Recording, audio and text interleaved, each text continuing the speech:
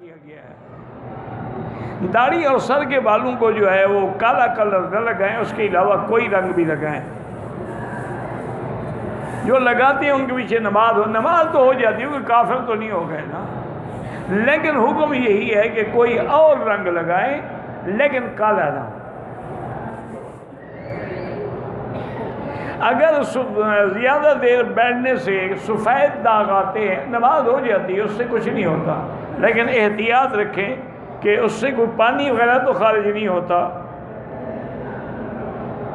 کہتے ہیں کہ مجھے بلڈ پریشر اور شوگر کی بیماریاں ہیں، تو میں نے بتایا تھا نا قرآن کی آیت ہے وَالْكَاظِمِينَ الْغَيْظَ وَالْعَافِينَ عَنِ النَّاسِ إِنَّ اللَّهَ يُحِبُّ الْمُحْسِنِينَ۔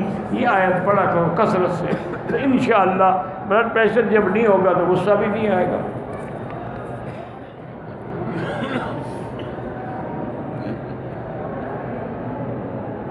بھئی شوگر کے لیے بزرگوں نے لکھا ہے اللہ عالم کہ جو آیت ہے نا رب ادخلنی مدخل صدق واخرجنی مخرج صدق واجعل لی من لدنک سلطانا نصیرا، عصر کی نماز کے بعد مغرب سے پہلے اور اسی طرح فجر کو سورج نکلنے سے پہلے اگر یہ پڑھتا ہے 7 دفعہ تو اللہ رحمت کریں گے، لیکن علاج بھی جاری رکھو، اتنے ہم پاک زبانیں نہیں ہیں ہماری۔